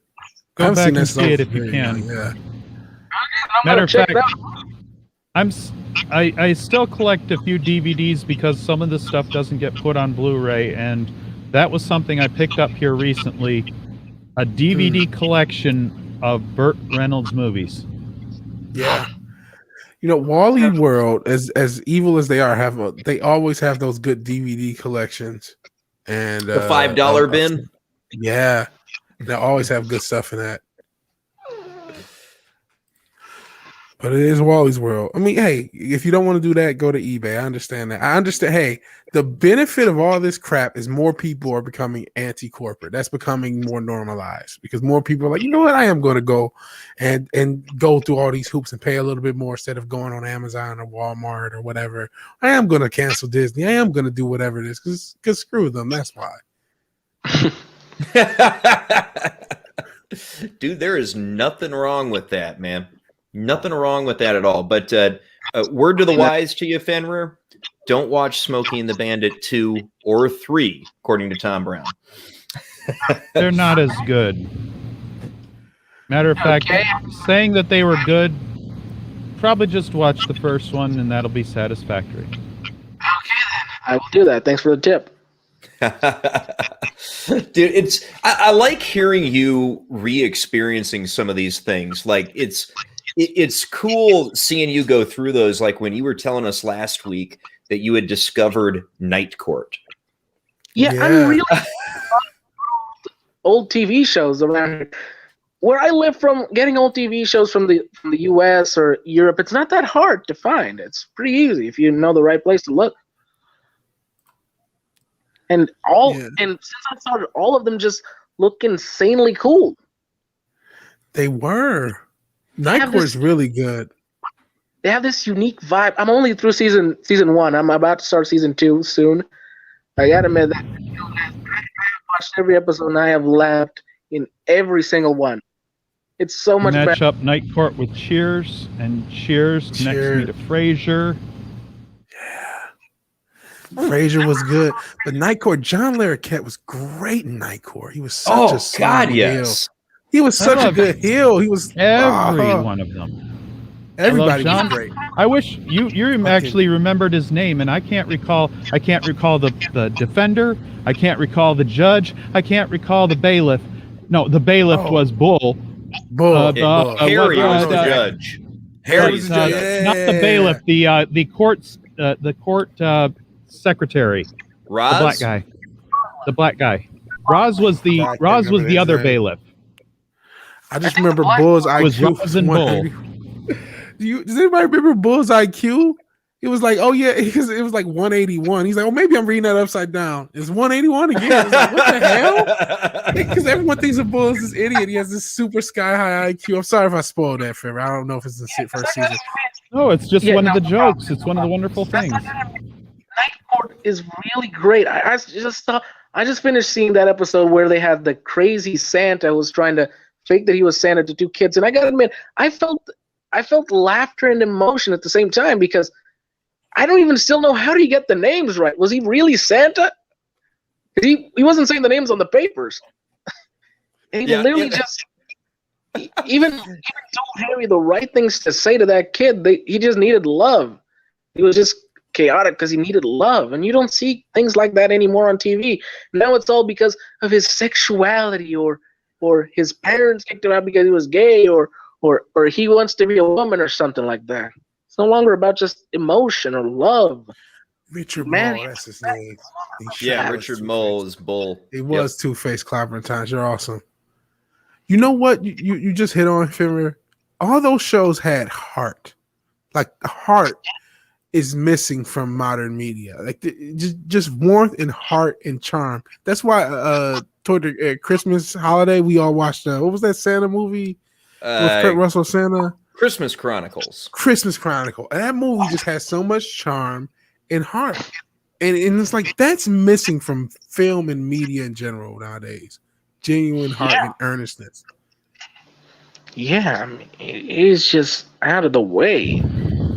I would be called, if I lived in the States, I would be called some kind of sellout or black guy that loves the whites or racist on the inside because I like these shows like Duke Boys. I like the Robert E. Lee. I want to one day buy one and literally dry the flag on top to go to a convention and really mark on that. They would call me a racist for that because I actually love the freaking Duke Boys. No. Be honest. You love Daisy Duke, and that's okay. You have no idea how many of those cars that they destroyed in that show just because they were using the actual cars. They made them rare. Oh, boy. I mean, yes. Let's be honest. Most of us have watched because of Daisy.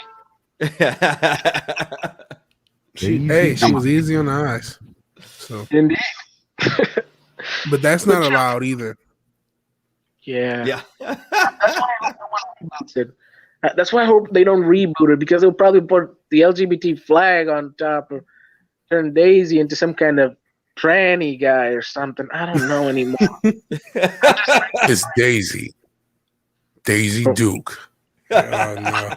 I don't want this. This is not what I signed up for either. Please take this back to the way that I didn't order this. I'm sorry. Dude, Geek Tripology makes a very good observation. It's that they don't understand feelings. They only understand anger and brooding. and he's not wrong, because that's all we're really getting from, I don't know, probably 75% of entertainment these days.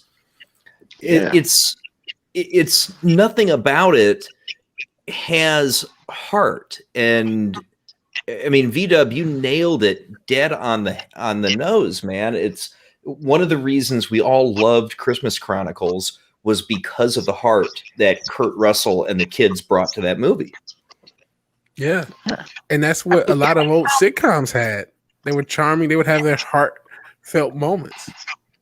Yeah, it may sound insane, but sometimes when I watch a show or a movie, I get this feeling like I can feel the love coming from the emotion, the blood, the sweat and tears wasted to make this. It's like I can feel it because of how good it is. I know it sounds crazy, but it does not. In this era, I think it became more apparent, as Sentient Dildo is alluding to, and this nihilism or nihilism is so cool. Well, after you have generations of nihilism, it becomes noticeable the lack of emotion. So yeah, you do feel it because you watch a 90s or 80s or 70s TV show or movie or cartoon, whatever it is, and you're like, whoa, this pops off the screen. There's something different. There's an emotional attachment that you get. Yes. And you're like, wait a second. This, I don't just like this because I saw this as a kid. This is actually better. Like, no, this is absolutely better. Yeah. And that's what you get. Yeah. Daisy Duke will be referred to as Drake McDick. I hope not. Oh dear, please no. As a show. Oh man, I'm behind on clicking approve on Sentient Dildo's comments. My bad. So I'm the only wrench in the chat right now, I think. So yeah. Hey, I realize I'm not a wrench. You can make me a wrench. Oh, you're not a wrench? I can fix that. I can fix that, buddy. I just said, hey, just so you can make sure you can wrench me. So I can help. And I just realized you're close to 300. We just need 4 more people to get you to 300. I know, man. You know, Probably shouldn't have scared those people away by talking about Disnoidius. Yeah, they wanted to hear about Gina. They did, man. They did want to hear about Gina. She's a very likable person. Yeah, and Mary G, you're right. True, Mary G. Absolutely. Mary G's insights are often very, very good, and yeah, there's no heart because all they care about is themselves. I mean, just yeah. I gotta say all this crap about diversity. I'm gonna say the 90s and 80s were pretty diverse when it came to cartoons. I mean, I've been checking out these 2 cartoons called Lone Star and called Brave Star and Black Star. They're pretty great, and both the characters are diverse. I don't remember that one. Yeah, I'm not familiar with either one of those. Oh man, Dude, Mr. Freeze is trying to pump up a great show here in the chat, though, guys. If you want something just to laugh your ass off at, Most Extreme Elimination Challenge. You guys ever seen this? Is that like almost like an American Ninja-esque type thing? Yeah, except it's goofy. It's like Wipeout, kind of. Yeah, I think I may have seen it back in the day, like 2006-ish. Yeah, but they took it's a Japanese game show, and they dubbed it. So you got different people doing the voices, and whatever they're saying is not the original. and it's hysterical. Shit from the Japanese for years. Yeah, it's like it's a Japanese version of Wipeout, but then they dub over totally new soundtrack with the American guys just making it up as they go along. And oh god, it's funny.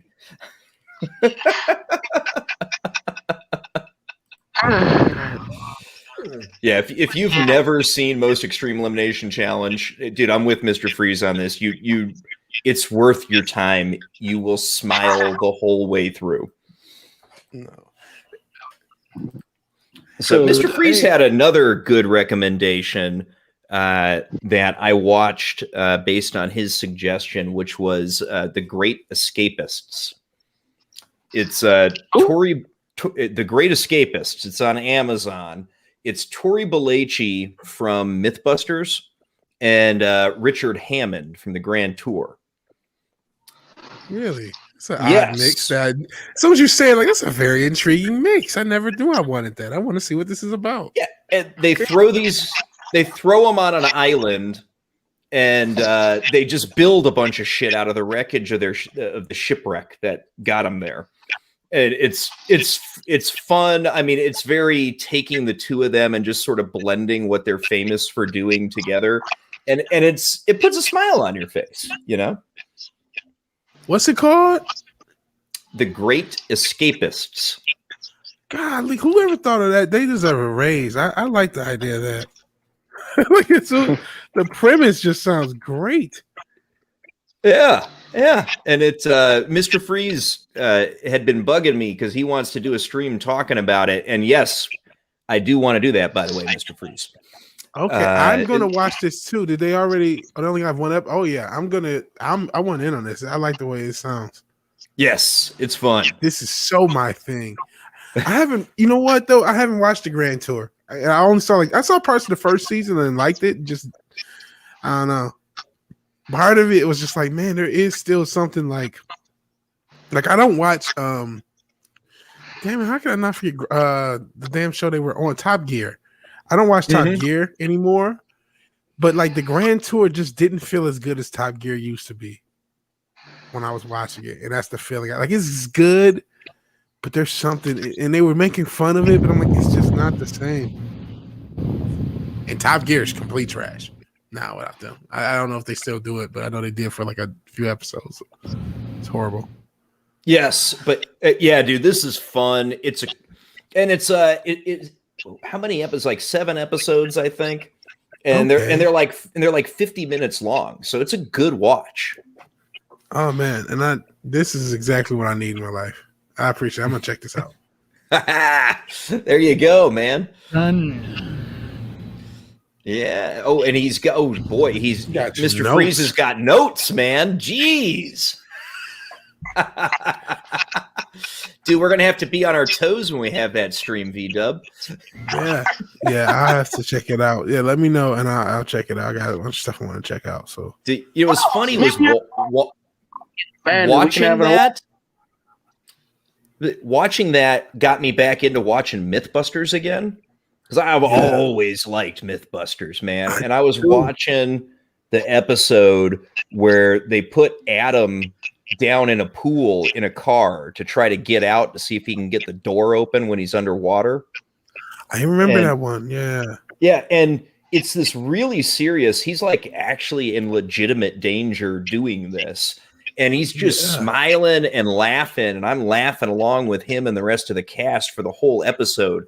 And they're touching on this deadly serious thing. Like, he's in legit danger in that episode. They've got all the safety that they can, but something could have gone wrong. And he's sitting there enjoying it, and you're, as a viewer, having fun. And it's like, man, there's not a lot that does that for me in modern entertainment. Yeah, Mythbusters were pretty good, and Top Gear, because they put themselves in pretty good danger themselves. Like some of the stuff they would do. They went against. They had a winter episode. They went to the North Pole. They went in deserts before. They've been in some really hairy situations as well. And Mythbusters and Top Gear, that's just seeing this mashup between these two great shows. They had a lot of episodes that actually kind of gave what you're talking about, genuine danger and genuine entertainment. That sounds great. And I was one of the people who was completely shocked that the two main Mythbusters did not like each other. Like, that threw me for a loop. I was like kind of heartbroken when I found that out. Yeah, it's why they've really basically never been seen together again. Yeah. Just like Mike and Mike didn't like each other apparently at the end. It's like, what? No. Mm-hmm. Yeah. Oh man, but yeah, Mary G likes Forged. She enjoys Forged in Fire. Because most of you guys have actually seen it. After I see Smoke in the Mirror, it's just a request here to anyone who's free who wants to make a small stream just to talk about the freaking movie. On your channel, yes. If it's on your channel, so your channel can actually do stuff, yes. I will do it on your channel, Fenrir.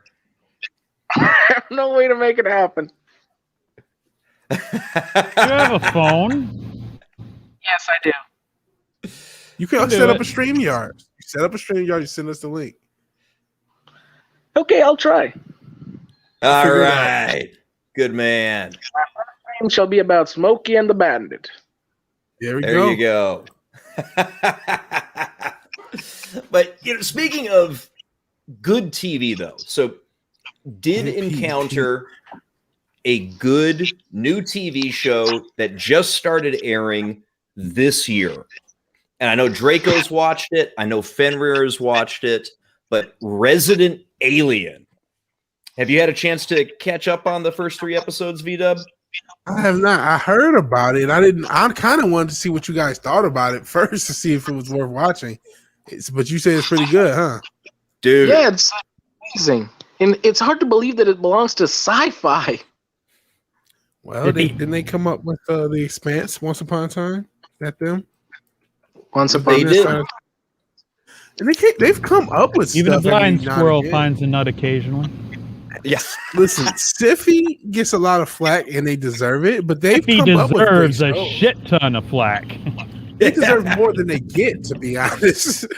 But they have, they've come up with great stuff throughout the years. They just either ruin it immediately, or just mostly do not come up with great stuff throughout the year. But they do have it. They do have. You look at their catalog. Oh yeah, they had this entire last show. That Sharknado franchise. The If they entire would've only done Sharknado one, franchise. If you could just go one, And the more I see from 1 to 8, the less sense it starts making. I mean, was the 5th one trying to understand the origin of the Sharknado? Was the if you Sharknado? would have won and done Sharknado, it would have been fine. I mean, One in the beginning- Sharknado would have been good, but now we've got 8. Yes. Is it 8? I knew about 5 or 6. I didn't know they went that far, but good on them. Warehouse Mary- 13 was an excellent show. Mary G 13 makes a was good pretty point. I do remember that. That was a good show, and it was Siffy. Like as I said, they have them in their catalog, but again, they deserve the fleck. They do, man. They have hidden gems in their catalog. I mean, it is a pretty. There are throw things at the wall and see what sticks, company. And they Yes. throw so much at the wall. I mean, when your original Subsidiary productions, entities. when the range of your original productions is Sharknado 8, all the way to The Expanse, and then you've got Warehouse 13 and Resident Alien in the mix, as well as a bunch of garbage. It's like, I mean, it's like the spaghetti approach, right? We're gonna throw it against a goddamn wall and maybe something will stick. But Resident Alien it's authentic, it's fun. You find yourself strangely rooting for a guy who reminds you that he's a violent murderer every episode, and Tudyk, Alan Tudyk is the lead in this. I mean, that guy can do deadpan comedy. I don't know if I've seen better. Really. I'm definitely entertained by it. It's parody. It is parody. It is often silly. It is occasionally there's occasionally a little bit of feelings and things here, but they are so much more genuine. It's like you were talking about the heart in it. You get some of that in this. You can feel some heart in that thing, and the main thing about is the character. We can see that he can change, that he can become any possible path. I mean, His mission is to destroy the Earth. I'm waiting to see him change because he hasn't changed very, very far from center right now. He is still full on about, I must finish my mission. My mission is to destroy all human life on Earth. Yeah, but you can see that he actually cares about people in certain ways. I mean, he did care about. In the pilot, in episode 1, this is a spoiler warning. Put a spoiler there. This has not deviated him away from his original plan. Wait, yeah, spoiler. Let's toss a spoiler warning out. Okay, all right, get ready. I'm putting the spoiler alert up. Okay, I'm worried about doing this, considering this is we got a virgin on the panel here. Listen, everybody. I don't want to do this to our man, V-Dub. Hey, no, you have not bust your cherry on the resident alien. Listen, nobody's us here, and I do not want to treat you as if you do not deserve to experience this firsthand. No one's a virgin in this world. We all get screwed. So I'm cool with it. But I mean. Okay, there's a small showing of the alien actually changing, because we've saw it in the pilot. He actually cared about helping Asta when her abusive boyfriend was on the scene. He could just drive away, but he chose to go back. He'd even show that he was having himself some personal part. That's showing the chinks in the armor of his plan. Yeah, but he's still carrying out the plan. For now, he's going to continue. Yeah, I want to see where this happens, because all of this stuff is interesting. How it's collapsing around him, and he's just barely staying ahead of the issues that he's facing with his original plan, while doing all these things, while learning about the humans, and that humans actually have more things going for them than he thought, while continuing to think that he's the most intelligent form of life on the planet, and continuing to make stupid decisions. But still, it's an interesting show, and it's got heart, and Alan Tudyk is wonderful. Exactly. In the episode 3, I mean, the ending, it just makes questioning, who's coming? Linda Hamilton. The general. This sounds awesome. I'm glad you spoiled some of it, because it actually makes you want to see more. I need Linda Hamilton to redeem herself from what she did to Sarah Connor. Yes. Well, but is it true that she didn't really like that version of Sarah Connor either? No one did. Well, I heard it was almost a Mark Hamill situation where she wasn't as fond of that either. Yeah. But I could be making that up. I do a lot of. I'm just wondering, how long will the writers play with the whole thing that he was lost on the planet and no one actually came looking for him? Because his mission was to destroy the planet, so I'm pretty sure his superiors will wonder, why hasn't the planet blown up or burned to the ground, and probably send someone looking for him. Wonder how long they'll play with that. It's curious, yeah, because we certainly don't know much about the tech that got him there, right? So Ginger, so now just fair warning, y'all, Ginger is somebody who likes shipping. And she's telling us about it here, that she was rooting for a robot and a lady to get together. So, I hate shipping. I hate shipping things, but Isaac and the Doctor was a good one. I'm not gonna lie. But everyone like I shipped Wonder Woman and Batman on the Justice League cartoon. Oh no, everyone does that. I mean, everyone loves those two together. I've been loving it for years. I guess I'm the weird one then. I don't know. But there's a scene Mary brings up, and this is great. So V-Dub, he's out looking for a piece of his crashed spaceship, and he'd been given whiskey for the first time the night before, and he's got like two women both hitting on him. And they keep downing the whiskey, and he dances, and it's hysterically awkward. And he's out looking for his ship the next day, and he's got this internal monologue going on where he's talking about how whiskey must affect whiskey must affect humans differently than his species because he's While he's dehydrated. explaining the hangover symptoms. Yes, he's just talking about a hangover. And he They just could not assumes... possibly consume this if they experience the same thing I do. Oh man, I have to check this out. Yeah, this kind of we just talked about stuff like Night Court and other like older premises. It gives you that sort of energy when you just talk about just the idea of the show. Not to mention, there is a wonderful antagonist-protagonist relationship building between the alien Tudyk and the young boy who can see him for what he really is. Yes.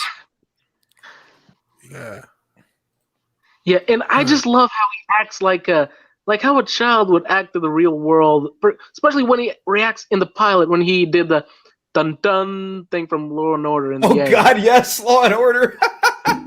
He learned how to speak English by watching Law and Order marathons. VW. Awesome. I mean, you can learn English from Law and Order marathon, and they're always on. That's a show that is literally always on USA. It's all over the world, actually. Yeah. Well, there's like 2 networks that's always on here in America. It's on USA and usually TNT, and sometimes like another network. Yeah, you can catch Law and Order pretty much at any time of the day somewhere in the States. Yeah. World or probably literally. There is a channel right now showing Law and Order. Literally. Yeah, it's Law and Order is kind of underrated because of that. Just the fact that you can do that, and like everyone's seen an episode of Law and Order. Like we're gonna miss Law and Order when it's gone, just like we miss a lot of these other shows. Yeah. But seriously, Resident Alien was amazing, and I have my theories on who poisoned the original Doctor. It's pretty much obvious to anyone who's paying attention. I'm not sure. I don't have a theory on it myself. I'm curious to hear what you think, Fenrir. Well, I know this may seem like a cliche, but the wife did it. The wife did it. Yes, she seems so eager to take all of his things out from the workplace, don't you think? Yeah, I wouldn't disagree with that. Yeah, it's like, and I think the best way to poison would be with the flask, because we both saw he was going to share with Asta, and she refused before leaving. That has to be a nod to something. She could have possibly poisoned him when he wasn't looking. Absolutely. Now, I see but that was my suspicion at first, but I didn't get a poisoner vibe from her when she came in. Again, she's the kind. Many wives look. You've seen through the world, women know how to manipulate in life given the opportunity. This isn't a lie. Many who are, especially those who know how to act. So who knows? That's fair. That's fair. So yeah. So I don't know, man. I don't know what else there is to say about Resident Alien because it's a good heartfelt comedy. There is. What I liked about it was how they showed us why Asta cares about that little girl, Sam, because it's literally her. And spoiler alert, her daughter. Yes. Yeah, but there's a good story running underneath this heartfelt comedy. Yeah, it's just a story so far. And I haven't felt that in a long time from a live action show. Now airing on Syfy.com, Resident Alien, with lots of commercials. Is it free on Syfy? Free. Yes. With lots of commercials. Okay. But this is literally the only way Syfy is going to make any money. Let's keep it 100,000. They have nothing else. they have no way of putting money. It's because nobody even has cable anymore, and if they did, they're not watching sci-fi. And I know this prepare to find out the bad side effects of dozens of brand new drugs. Apparently, there's one for your ulcerative colitis that can kill you. So just so you know that They play that So one can a lot. the one for so can the one that's proven to let women survive issues with breast cancer. Yes. None of those can be a thing. Well, it'll kill you Yeah. for another reason, so at least you didn't die of the breast cancer, I guess. There you go. And I But see in the it chat was it's not working in several studies. 2 studies. Two the studies. two studies we pay for. 2 studies. Yeah. Apparently, they're showing the same commercials to everybody. That's awesome. And now the chat is talking about shipping culture. And Ginger's right. You don't really hate shipping. You hate the crazy culture of the internet. Because people have shipped people Yes. throughout the ages. It was just like a cute thing. Peppermint People Patty and didn't used to Charlie. get murdered for this. Yeah. Raylos are weird. Yes, they That's the are. thing. The Raylos ruined it for everyone. It used to be like, oh yeah, it would be cute if these characters got together, whatever. Then the Raylos are like, I'm going to murder your wife. It's like, whoa, chill Your out, bro. real life wife, so you can live with them, and we're going to make sure that their real life husband is dead. And Yeah. whoa, Literally, this is what they were calm doing. the hell This is down. what the hell they were threatening. That And I'm shit not was joking. creepy. That was But creepy. But we're the as toxic fuck. fans, guys. We don't want Yeah, Rams to we're- fly through space. We're we're the toxic toxic fans. They're murdering each other's spouses, and it's like, oh, leave them alone. Okay. Now I got a question here to ask. Did anyone see the Zack Snyder trailer that came out recently? Did You know, not, but I thought about it. I anyway. have not. Do you guys want to put it on? Sure, Yeah, let's check it sure. Yeah, let me Sure, get put it it pulled on. up. They Warner Brothers doesn't take you down. Are we for near showing the their end? trailers? Well, even if they do, if you want to show it right, if we're near the end of the stream, you can always cut it out. That's true. Yeah. Yeah, but no, Warner Brothers doesn't strike you down. And the worst they do is demonetize you. But joke's on you. We're not monetized. Yeah. Hey, we will I'm be. still We're holding at that 300 yet. subs. I'm holding you to that yet.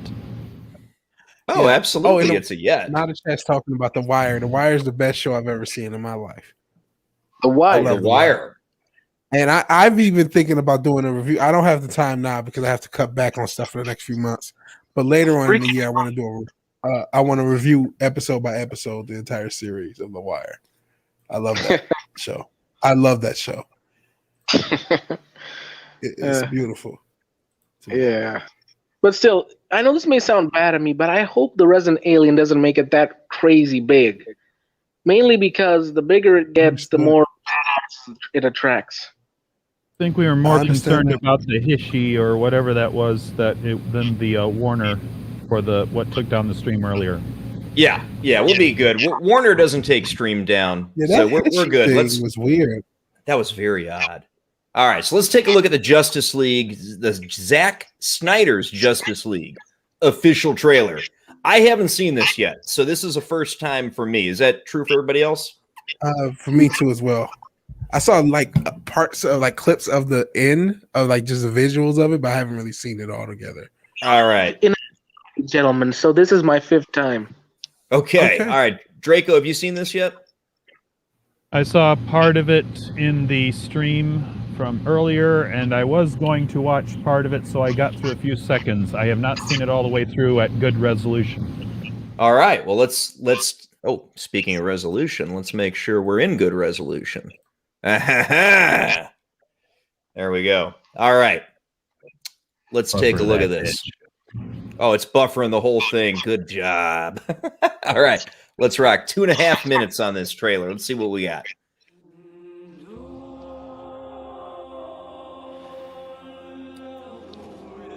Ooh, I like it.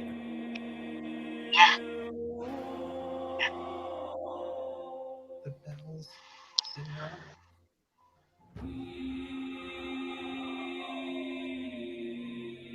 But in the dark, among the stars, Is that Lex Luthor talking? Yep, it's him. God is dead. Atlantis being destroyed. I had a dream. Almost like a premonition. Uh-huh. A lot of people would say that's just pretty much God Oh, without aliens. What do we got here? Is this Dark Side? Yes, it's It's Dark Side. Ah, You want to know alright. something I just thought about? One of the main issues with the Justice League was nobody was established. But since this has come out, Aquaman has had his own movie, and Wonder Woman has had a couple. Well, Wonder Woman came out right before, but now a little bit more. So it's weird that is no longer the issue. Yeah. Well, All that's right. what needed to happen. Not to mention Yeah. check the mother box on his chest. Yeah. Plus, they only missing the Flash, Cyborg, and a Green Lantern. And with that done, now just Green Lantern, and the Flash. Screw Cyborg. Cyborg. All right. That whole thing Some is would messy. say screw Flash too, but Yeah. Screw I'd Ezra agree Miller. with that. Fuck him. Yeah, I don't want either of their movies. But yeah, let's go on with the trailer. All right, let's keep going. I think there's an attack coming. Ooh, that looks good. Room 4. This is. Look at this. I need warriors. I'm building an alliance. I like it, man. This is good looking. Dude, so far, Exactly. so good, man. This is pretty decent. Yeah, this alone attracts. I mean, I pretty much disliked all of the Zack Snyder's versions of the DC heroes because, come on, this isn't them. In the eyes of true fans, this is not them. They're trying all to be Batman.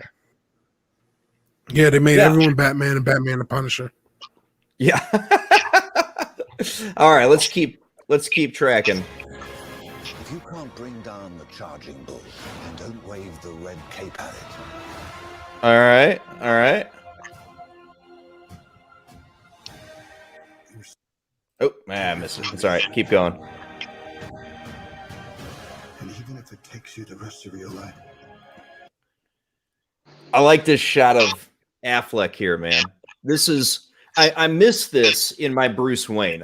Look, for what it's worth, Affleck to me was the best Bruce and among the best looking Batman we've seen on screen. Ben Affleck is Bruce Wayne, not that freaking little vampire. Yeah. Sparkly Boy. In which he probably can act, and he probably could be. Sparkly Boy could be Terry McGinnis. Sparkly Boy could be Nightwing. He can't be Batman. It's that simple. Yeah, he would actually make more sense as a Nightwing. I actually could see him as Nightwing. Yeah, that's the character he should play. He's just miscast. But hopefully I'm wrong. As Matt Martin again kept reminding me, you haven't seen it yet. You might be wrong. I hope I am wrong. Fair enough. All right, let's keep moving. Find out what that reason is. All right. Oh wait, let's back that up just a touch. That was. Look at that. Oh, it's a little blurry. We got the black suit Superman here. Look at that. Oh, that looks good. Yeah, I It mean, does look pretty awesome. this is And- why and we- creative freedom. And you don't have any funky chin going on here either. no upper lip issue.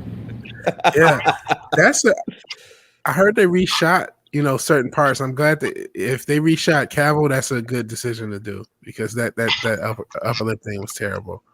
And one other comment mid trailer, and I know we've talked about him, not in the most favorable terms, but actually Ray Fisher in this trailer kind of looks cool. Cyborg kind of looks a lot cooler than he did in the original. Everybody looks cooler. That's one thing I have to say. In this trailer, everybody looks cool. Yeah, but we're never going to see Cyborg again. There were moments of the cool characters in the original movie, but it was all attached together by that Joss Whedon bullshit. Oh man, there were flashes. No pun intended. But this is stringing together a lot more of the best parts.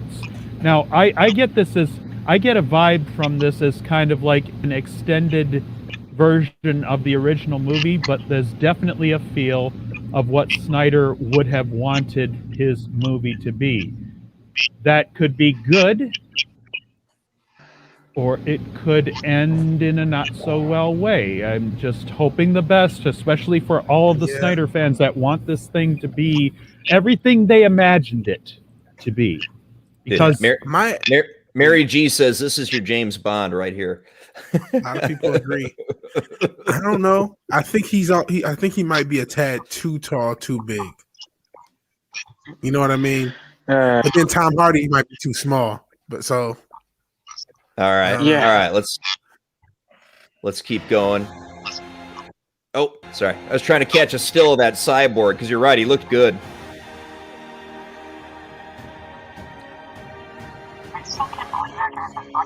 All right. That was a good shot of all of them there.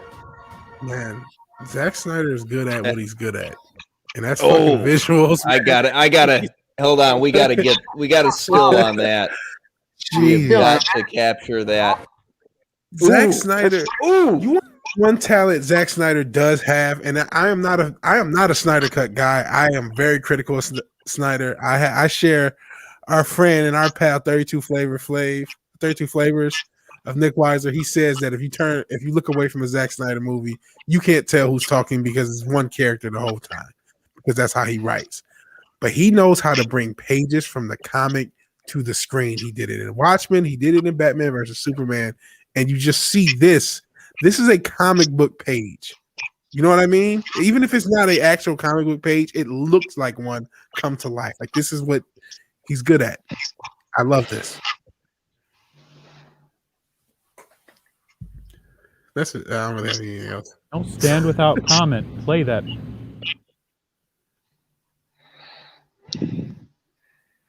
Unless we lost Jake D. Uh-oh. Did the CIA get Jake D? Oh, shit. The damn CIA. He lost power. He just sent me a message. He lost the power. Oh, no. It happened to him. Oh, because it's a Texas thing. We gotta wait about 5 minutes or so, see if it comes back. Because this might not end well. We'll have to leave the stream and let it die after the delay. Oh shit! No. This is a great stream. Goddamn CIA. No, it's actually the ice storms in Texas. This is exactly what happened to Doomcock on Friday, guys. It is what he lost power and could not come back, but he was. Jake D maintained his power through that, and I don't know how far the forward operating base is from where Jake D transmits from. Yeah, I think they're all in Central Texas. If he's not back in 5 minutes, you could all leave class. Oh man, that sucks. Oh, it's a good trailer. I don't know if the movie's going to be good. This is a good stream. This is fun. I'm sure it was going to end soon anyway, but not like this. Not like this. Oh, there he is. There he is. He's taking control. Well, that was fun. Oh, I thought the CIA had you. Oh, yeah. No. Do you want to get back to it? Do you want to get back to it in case your power continues flickering? Well, I had to come back in on the phone because the computer that'll do it. Yeah. So we probably should wrap it because apparently my power is not stable right now.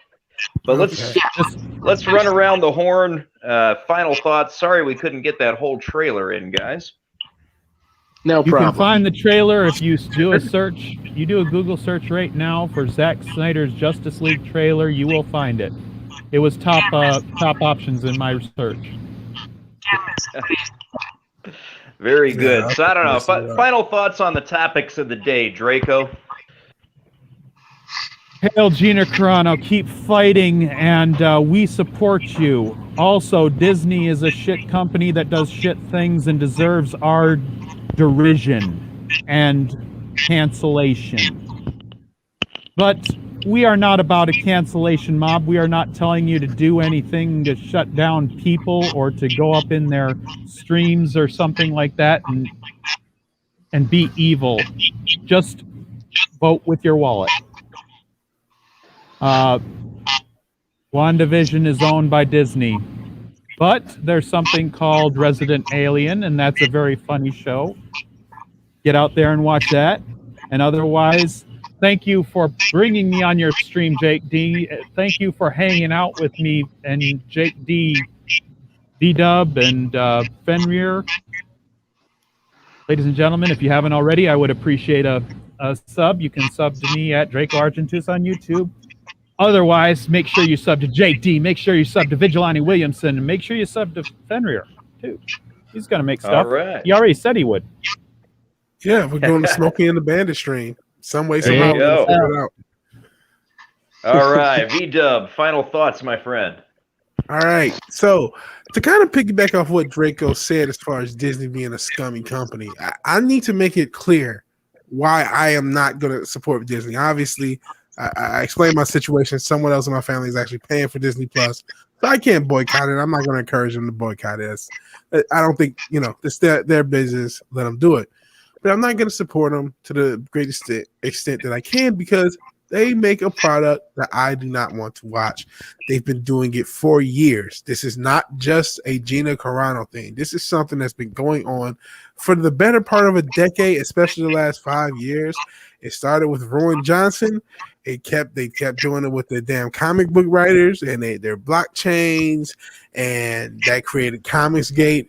They had the Heather Antoses of the world who couldn't edit anything, didn't pay attention, was too busy on Tinder.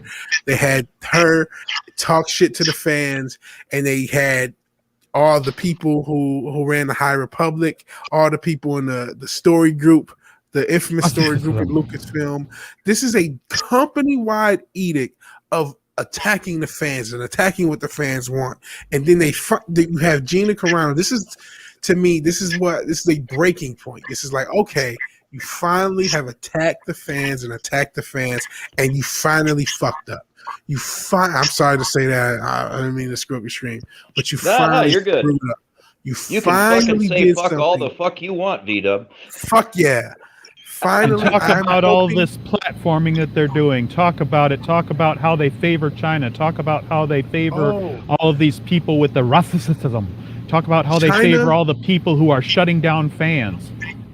China should have been the breaking point. That should have been our breaking point, because when I found out about that, and I covered that on stream, it was really tough to see what happens. What has happened to those women and those men in those camps for a long time, and the audacity to film in those camps and to thank the people who created those camps. That's disgusting. That should have been our breaking point, but a lot of us just, I get it. You know what I mean? I'm not saying it should be your breaking point either. I get it. These evil effing companies own a lot of stuff. It's hard not to shop at Walmart. It's hard not to shop at Amazon. I get it.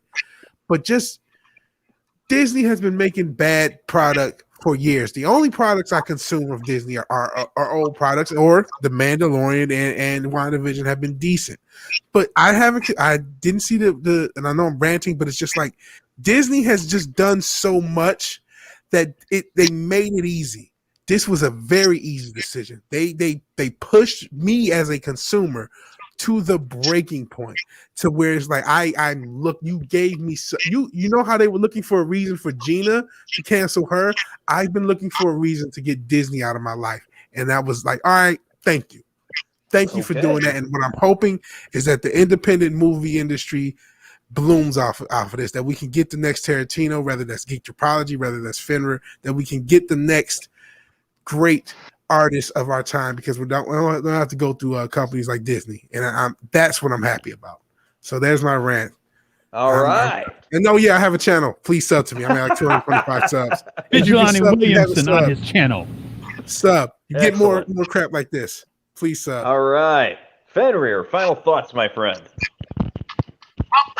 As Gregorian and Vigilante just said, fuck Disney. Their moral code is probably an insane amount of shit that has long gone through the endless ocean of shitless. I don't even know what the fucking word I'm looking for. Look, they are hypocrites. They say they're against racism, but hire racists. They say they're against crimes and evilness, but they've accepted it. But they bow to the Chinese, who create concentration camps where women have been proven to have been raped, where men have been actually, where we can say, inseminated and literally forbidden from reproducing, where children have been taken from their homes and put in literal work camps, where literally every crime to humanity has been happening. They've accepted it, and they've actually done a movie there and actually think those bastards, they don't deserve anyone's respect. Disney is fucking long gone. I wish Walt Disney was still around, because I know he might have had problems with someone like me or someone else, but at least he hated communists and probably would have told China to fuck off a long time ago. This is fucking bullshit. We need to change this somehow. For at least, I know we're just some voices, but at least something for the next generations to at least not see us as a bunch of cowards who accepted all of this to happen. To let it go. By 2040, Disney should not be what it is now. It should be a way lesser company. It should be Kmart. Disney can be Kmart. That should be So a new thing. we're howling about entertainment. We are howling about entertainment, and we're howling about Disney, and we shouldn't be howling about all these things, because we should just be howling about bad entertainment instead. But we're howling about Disney because of all of these things. There you go. Let's never forget. All right, y'all. Well, first of all, thank you to everybody who was in the chat. Thank you guys on the panel. Oh my goodness, thank you guys for being here. And actually did want to keep going for another probably 15 or 20 minutes, but apparently when you get an inch of ice on the power lines, sometimes, you know, the power goes out. So, one final thing to say. What's up, fam? One final thing to say. Please subscribe to my channel. It'll inspire me to actually do something for once and get out of my fat ass. Second, I will be watching Smokey and the Bandit tomorrow morning, and soon enough, I will begin working to make a stream with all of you to review it and speak of it for these next generations. Sounds good to me, brother. All right, everybody, thank you again, and have a great night. All right. Bye, everybody. Take care.